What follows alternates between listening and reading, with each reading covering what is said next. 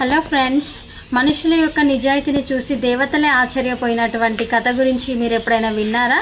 ఒకవేళ విననట్లయితే ఈ వీడియోను పూర్తిగా వినండి, ఆ కథ గురించి తెలుసుకుందాము.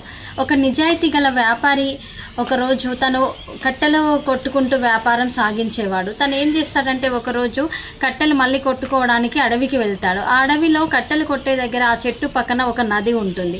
తను కట్టెలు కొట్టడానికి వెళ్ళినప్పుడు కట్టెలు కొడుతుంటే తన యొక్క గొడ్డలి ఆ నదిలో పడిపోతుంది. అప్పుడు తను మళ్ళీ నా ఆయుధం పడిపోయింది, నేను జీవనం ఎలా సాగించాలి అని చెప్పి ఏడుస్తూ కూర్చుంటాడు.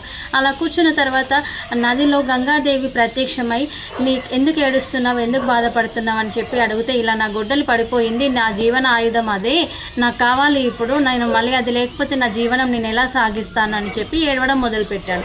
అప్పుడు గంగాదేవి తనని కనికరించి వెళ్ళి ఆ గంగలో నదిలో పడినటువంటి గొడ్డలిని తిరిగి తీసుకొస్తుంది. అప్పుడు ఏ రకమైన గొడ్డలి తీసుకొచ్చిందంటే బంగారు గొడ్డలిని తీసుకొస్తుంది. అప్పుడు ఆ వ్యాపారి ఈ బంగారంతో చేసినటువంటి గొడ్డలి నాది కాదు అని చెప్తాడు. అబ్బాయి ఈయన ఎంత నిజాయితీ, తన గొడ్డలిని కాదు అని చెప్పి ఒప్పుకుంటున్నాడని చెప్పి చూద్దామని మళ్ళీ గంగాదేవి వెళ్ళి లోపలికి వెళ్ళి వెండితో తయారు చేసినటువంటి గొడ్డలి తీసుకొస్తుంది.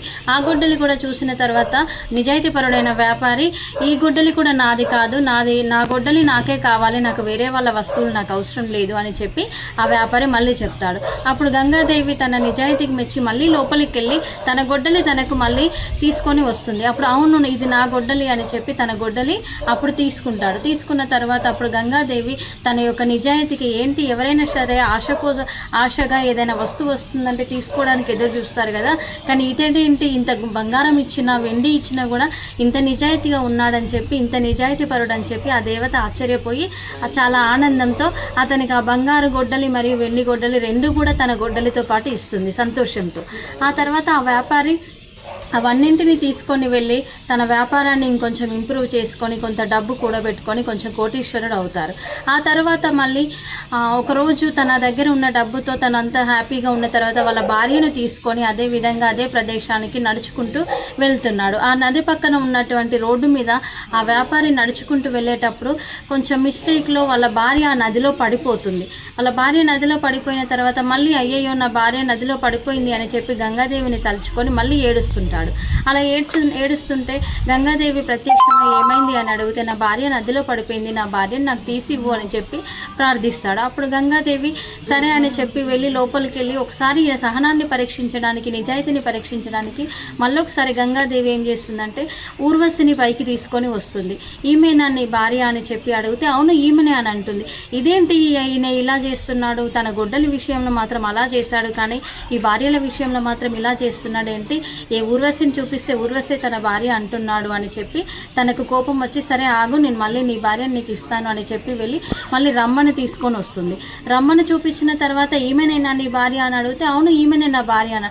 ఇదేంటి నేను ఎవరిని తీసుకొస్తే వాళ్ళే నీ భార్య అని అంటున్నామని చెప్పి గంగాదేవికి చాలా కోపం వస్తుంది. ఆ తర్వాత తన భార్యని మళ్ళీ తీసుకొని వస్తుంది.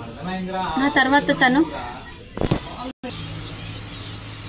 ఇదిగో నీ భార్య అని చెప్పి తన భార్యను నిజంగానే పైకి తీసుకొని వస్తుంది. కానీ దేవత మాత్రం కోపంతో ఊగిపోతుంది. ఎందుకంటే అప్పుడు నీ ఆయుధం విషయంలో మాత్రం నువ్వు నిజాయితీగా ప్రవర్తించావు, కానీ ఇప్పుడు ఏమైంది నీకు అంటే, నేను బంగారం గొడ్డలి వెండి గొడ్డలి ఇచ్చిన తర్వాత ఆస్తిపరుడు అయిన తర్వాత కోటీశ్వరుడు అయినాక మళ్ళీ నీ యొక్క ప్రవర్తన అనేది మార్పు తెచ్చుకున్నావా, నిజాయితీ అనేది పోగొట్టుకున్నావా అని చెప్పి దేవత కోపంతో ఊగిపోతుంది. అప్పుడు ఆ వ్యాపారి ఏం చెప్తాడంటే, లేదు నేను ఏ విధమైన స్వార్థంతో ఏ విధమైన ఆలోచనతో ఆలోచించలేదు. నేనేమనుకున్నాను అంటే, అప్పుడు నా నిజాయితీని మీ దగ్గర చూపిస్తే మీరు ఎక్స్ట్రా నాకు బంగారు గొడ్డలి మరియు వెండి గొడ్డలి ఇచ్చారు కదా, అలాగే మళ్ళీ నేను నా భార్యను కాకుండా నా భార్యను నేను నిజాయితీగా ఒప్పుకున్నట్లయితే నా భార్యతో పాటు నాకు మిగతా ముగ్గురిని కూడా నాతో పంపిస్తారు కదా, అందుకోసమనే నేను ఈ విధంగా అబద్ధం ఆడాల్సి వచ్చింది అని చెప్పి తన నిజాయితీని మళ్ళీ నిరూపించుకొని దేవత దగ్గర దేవతలే ఆశ్చర్యపోయేలాగా ప్రవర్తిస్తాడు. ఫ్రెండ్స్, ఈ స్టోరీ ఎలా ఉంది? ఈ స్టోరీ కనుక మీకు నచ్చినట్లయితే లైక్ చేయండి, షేర్ చేయండి. అదేవిధంగా మా యొక్క మనం యూట్యూబ్ ఛానల్ని సబ్స్క్రైబ్ చేయండి.